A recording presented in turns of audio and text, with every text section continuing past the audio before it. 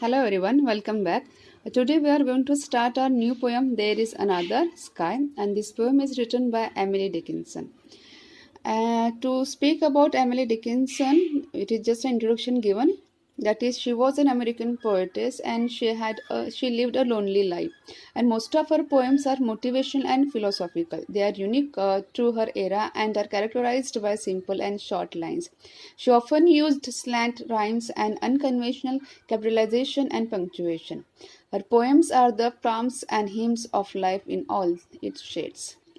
Now अब यहाँ पर जो एमिली डिकिंसन है उन्होंने अपने उनके करियर के बारे में दिया है कि how she was very happy being solitude because उनकी एक पोएम है आई एम नो बडी करके. It is very famous poem कि I am nobody in the sense कि हाँ I am very happy that means most of the people doesn't means don't recognize me and that's why she says कि जब आपको लोग पहचान देते तो शायद से आपके पीछे मॉब आता है. You can't live your personal life. So that's why यहाँ पर जो स्टार्टिंग में दिया है कि जो बोला है यहाँ पर that is she lived a lonely life, वो इसीलिए है कि she never wanted to be a popular person. She was living in a very solitude. Now we speak about this poem there is another sky. It is an inspirational poem with message of never say die. It is a Petrarchan sonnet with an octave and a sestet. The poet is communicating to her brother through a letter. She encourages her brother not to get depressed under any circumstances and pleads to him to return home. Life is full of challenges. One can tackle the challenges with a positive attitude. The poem ends on an optimistic note. The brighter garden stands for choices that life offers to all. Now अब अगर हम इस poem की बात करें तो ये poem एक है कि जहाँ पर एमिली डिकिंसन है she is just giving advice through this letter to her brother. मतलब ये जो पोएम है ये पोएम एक लेटर है जो पोएट ने अपने ब्रदर को मतलब भाई को लिखी है जिसका नाम है यहाँ पर दिया है ऑस्टिन करके. हम लोग इसको बाद में देखेंगे. अब होता है कि ये जो ऑस्टिन है ऑस्टिन अपने घर से एक्चुअली दूर रह रहा है अभी ड्यू टू सम रीज़न और कहीं ना कहीं ही हैज़ बिकम डिप्रेस्ड. वो डिप्रेस्ड हुआ है. He doesn't feel that the life is full of opportunities और there is happiness. He feels like that it's a gloomy atmosphere. Emily Dickinson का जो भाई है ऑस्टिन उसको लग रहा है कि शायद से यहाँ पर पूरा अनहैप्पीनेस है, सैडनेस है, मतलब कोई अच्छी चीज़ें है ही नहीं and he just getting depressed. So इसलिए यहाँ पर ये जो पोएटेस है एमिली डिकिंसन वो इस पोएम के थ्रू अपने भाई को बताना चाहते हैं कि यस कि चैलेंजेस आते we have to face the challenges and there are more opportunities to face we have to. और वहाँ पर बहुत सारे अपॉर्चुनिटीज़ जो हमें फेस करने हैं. तो इसलिए लाइफ को एक पॉजिटिव वे में लो. If you take it positive way of course positive things will happen with you. So this is the theme of this poem. Now we will move on to this poem. There is another sky मतलब वहाँ पर और एक दूसरा आसमान है. अब यहाँ पर एक्चुअली इसका थोड़ा सा मैं फिलोसॉफिकल मीनिंग आपको बता दूँ कि there is another sky. Sky मतलब आसमान, ठीक है. लेकिन यहाँ पर आसमान की बात नहीं कर रहे. वो कह रहे कि ठीक है वहाँ पर और दूसरी अपॉर्चुनिटीज़ है, वहाँ पर और दूसरा कुछ चांसेस है आपकी ज़िंदगी में. इसलिए उसको बताने के लिए यहाँ पर पोएटेस ने ये वर्ड यूज़ किया है, टाइटल दिया है there is another sky. There is another sky, ever serene and fair, and there is another sunshine, though it be darkness there. अब यहाँ पर देखो पोएटेस क्या कह रही है कि there is another sky ever serene and fair. वो कह रहे हैं इस पोएम के थ्रू, इस लाइन्स के थ्रू अपने भाई को कि देखो भाई वहाँ पर क्या है. देर इज अनदर स्काई मतलब वहाँ पर और एक दूसरी दुनिया है, वहाँ पर दूसरा एक आसमान है. अब आसमान का मतलब होता है एक दूसरी और दुनिया है. वहाँ पर एक दूसरा ऐसा आसमान है जहाँ पर आपको क्या दिखे कि जो दुनिया है, जो दूसरी दुनिया है वो कैसे एक्चुअली सीरीन मतलब बहुत काम है, बहुत शांत है एंड फेयर मतलब अच्छी है.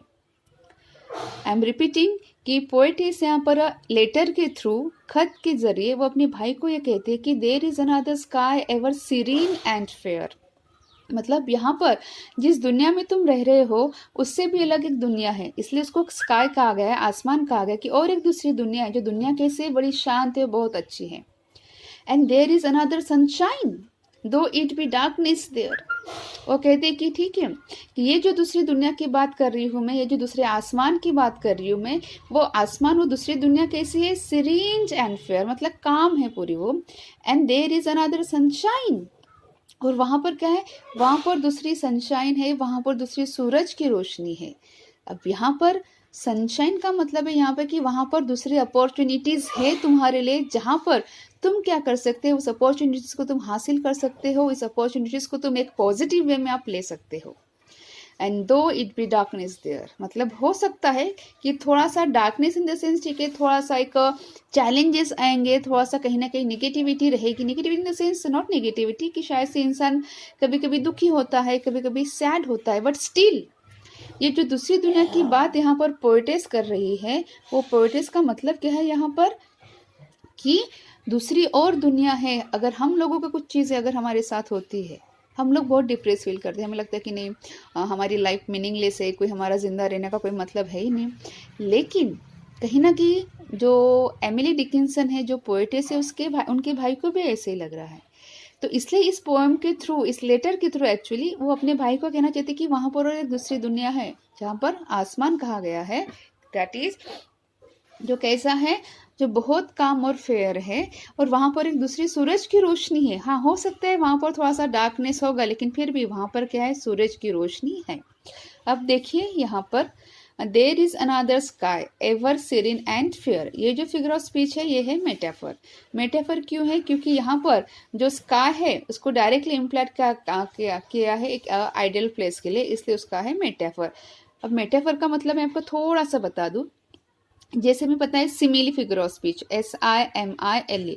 सिमिली में हम लोग क्या करते हैं कि दो ऑब्जेक्ट्स के बीच में, दो पर्सन के बीच में, दो थिंग्स के बीच में हम लोग कंपैरिजन करते हैं। जैसे और कंपैरिजन करने के लिए हम एज या फिर लाइक या फिर सो ऐसे वर्ड्स यूज करते हैं, और वो बहुत इजी आइडेंटिफाई करना।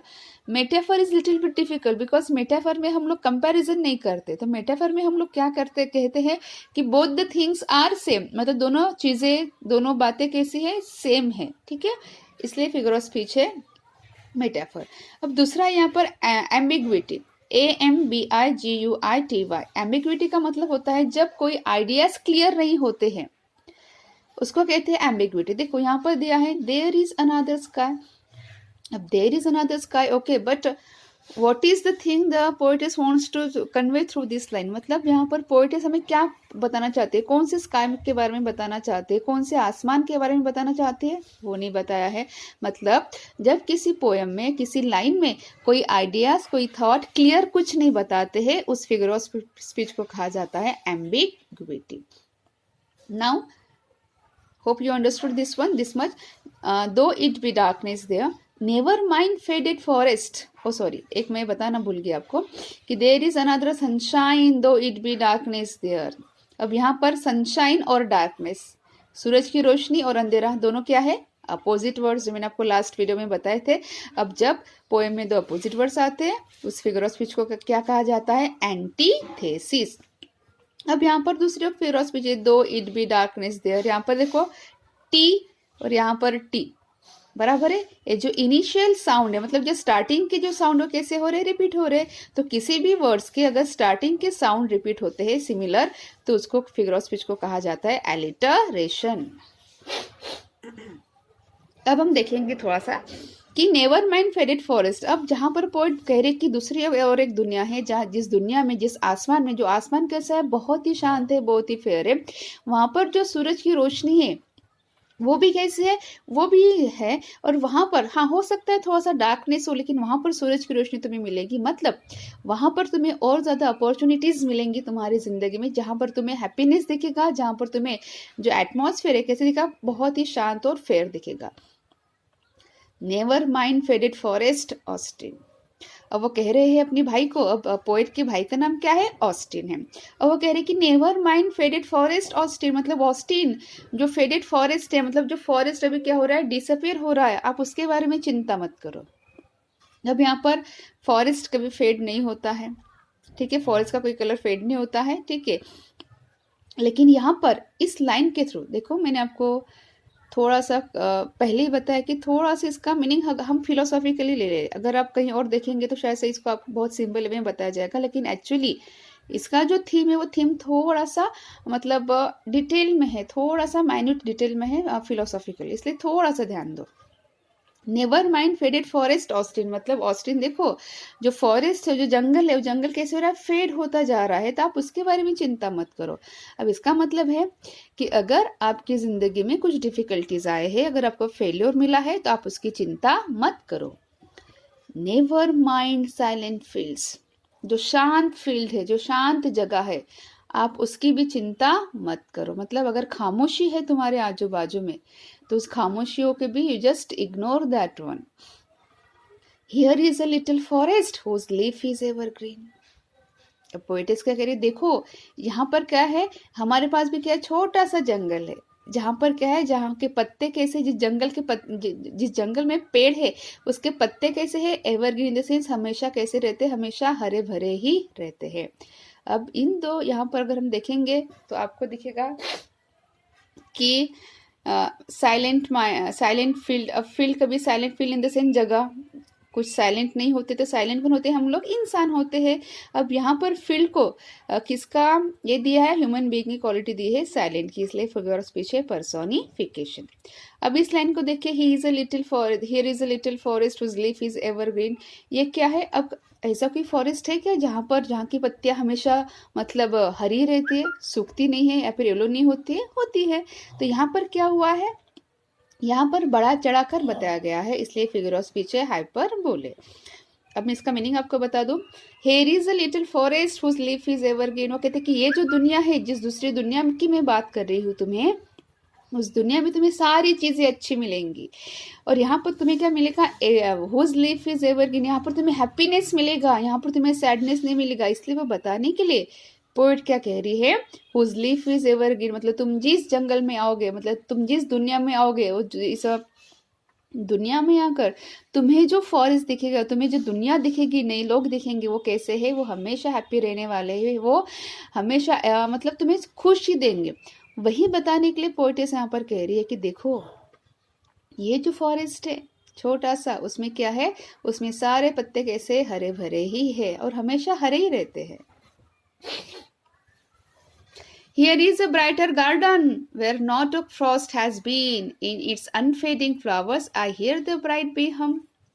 अब पोएटिस क्या कह रहे देखिए, here is a brighter garden, मतलब ये जो गार्ड, तुम जिस दूसरी दुनिया में आओगे मेरे साथ, जैसे यहाँ पर जो टाइटल दिया उसी के बारे में, कि जो दूसरा आसमान है, जिस दूसरे आसमान की बात यहाँ पर पोएटिस कह रही है, जिस दूसरी दुनिया की बात यहाँ पर पोएटिस कह रही है अपने भाई को, तो वो क्या कह रही है कि here is a brighter garden, मतलब यहाँ पर बहुत सारे ऑफर्स है जो तुम्हें मिलेंगे, बहुत सारे चॉइसेस है तुम्हारी जिंदगी में आने वाले हैं, जब तुम इसको पॉजिटिव वे में देखोगे तो। मतलब अगर तुम दूसरे आसमान की तरफ देखोगे, अगर तुम दूसरी दुनिया की तरफ, एक दुनिया में तुम्हें शायद से सैडनेस दिख रहा है, लेकिन जो दूसरी जो दुनिया है वो दुनिया कैसे बहुत अच्छी है, जहाँ पर स्टार्टिंग में कहा गया कि सीरीन एंड फेयर। और बोले देखो कि here is a brighter garden, मतलब ये जो गार्डन है यहाँ पर क्या है, चॉइसेस दैट लाइफ ऑफर्स, मतलब तुम्हें जिंदगी बहुत सारे चॉइसेस देंगी, फिर तुम सोचोगी तुम्हें ये करना है कि वो करना है करके।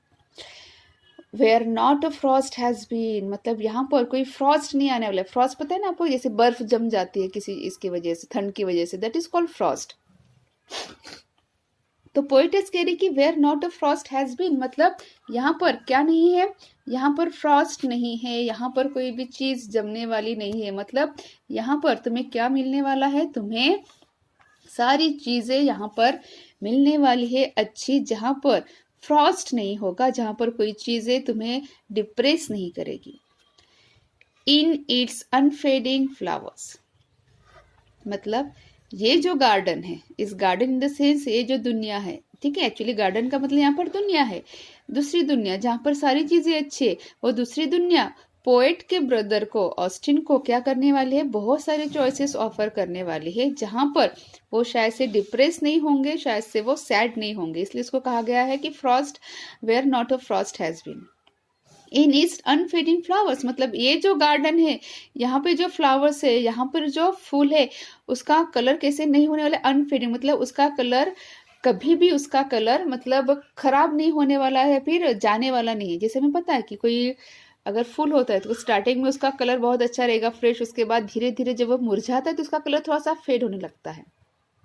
लेकिन पोएटिस कह रही है कि ये जो फॉरेस्ट है, ये जो गार्डन है, इस गार्डन में क्या हो रहा है कि इस गार्डन में जो फ्लावर्स है, ठीक है, इस गार्डन में जो फ्लावर्स है वो फ्लावर्स के कलर कभी भी जाने वाले नहीं है, मतलब यहाँ पर बहुत ही ब्राइट कलरफुल फ्लावर्स है। आई हेयर द ब्राइट भी हम, और कह रही है कि ये जो गार्डन है, ठीक है, यहाँ पर जो फ्लावर्स है मैंने देखा है, जो हम इन द सेंस पता है आपको, जैसे मधुमक्खियाँ होते हैं, ठीक है, बी का मतलब होता है मधुमक्खियाँ। तो कह रहे हैं कि मैंने सुना है कि ये जो गार्डन है, गार्डन में से मुझे किसकी आवाज आ रही है, जो मधुमक्खियाँ है, मुझे उसकी, हम इन द सेंस जो हम लोग नहीं कैसे ऐसे करते हैं आवाज, उसकी आवाज आ रही है। अब यहाँ पर देखो क्या है, आई हेयर द ब्राइट बी हम, ये जो वर्ड है, ये वर्ड किसके लिए यूज किया गया है, साउंड के लिए, बिकॉज जैसे भी करते हैं हमको पता है उसका साउंड जो होता है, दैट इज कॉल्ड हमिंग करना, ठीक है, धीरे धीरे आवाज में बातें करना।